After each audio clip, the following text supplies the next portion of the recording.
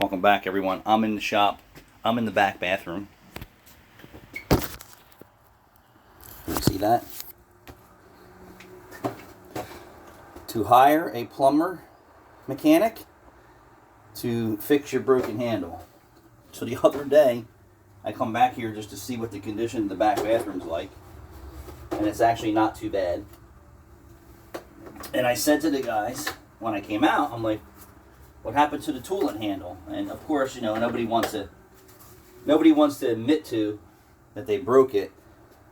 It's plastic. It's cheaply made stuff. I get it. I understand. I'm not upset. But I said, I can't fix this for you guys if you don't tell me there's a problem. So I think they were afraid to tell me that it was broke.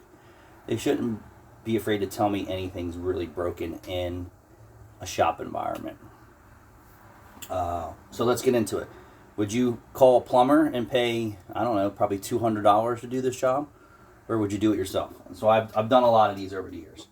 So first you're going to take the tool and tank lid off.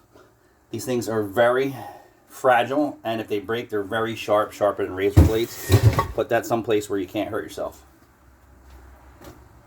These flush handles are pretty universal today.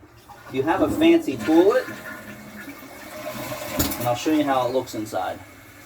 If you have a fancy toilet, you know, this is not going to work. So there's really not a whole lot going on inside of here. You have the flopper on a chain, and then your arm, and then a nut, and then the piece that passes through the tank. You don't have to replace everything at the same time. And as I get it apart, I'll show you what we're doing here. We're going to unscrew the nut in the back, which is just plastic. And I'm using my hands. Some people may not be able to do it by hand because they're just not strong enough. You have to take the chain off, which is just like a little clip in the back. And I assure you, someone around the world is calling the plumber right now and paying time to come here, materials. I don't know any plumber that's not charging you at least $100 for a service call plus labor and time. So this is what the inside looks like. There's a rubber seal, a nylon washer, and then a nut. That slides all over like this, and then tightens up against the toilet tank. I'm doing a video on changing the flusher. It's okay. You want me to come to your house and service your plumbing? There you go. Would you call a plumber to fix this? What is it? It's the handle on your toilet. Or would you make your husband do it? Know what you were doing. Would you make your husband do it? Probably. Does he know how to do it? Probably. It should put the toilet in. Oh, yeah. So it should be some of the simpler things in life that people should know, but that, you know, you never know. Good morning to you. All right, so that's out. Now I messed up your video? No, you're fine. So this is, I think this came from Home Depot.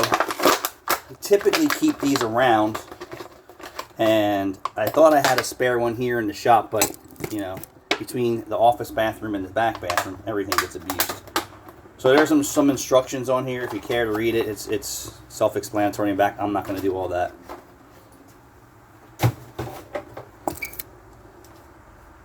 This one's a little bit different of a design. You can see that you can adjust more on this. So I don't know who picked up the fancy stuff, but I really didn't need it. This clip's going to come out.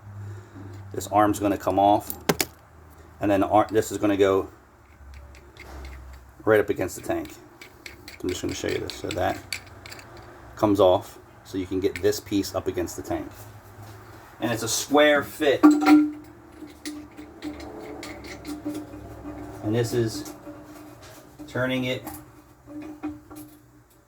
counterclockwise, tightens it. You want to make it pretty tight. So obviously someone got some heavy duty stuff for me that I really wasn't aware of. So this has a little plastic clip, and you're going to slide this arm back on, and you can see that there's splines inside of that. So this look is very adjustable, so you can adjust it so that it doesn't hit the top of the tank depending on the location of the arm. So when you do this, you don't want it to be so swingy, because the guys are gonna push on it And then you're going to max it out every time. So see how it's just about level with the top of the tank lid? That's what you want to do for this design because it is adjustable. This is the first time I've actually installed one of these. Installed a little red clip. I'll show you all that when we're done. And then the arm is actually adjustable too. So this is high tech. We don't really need high tech.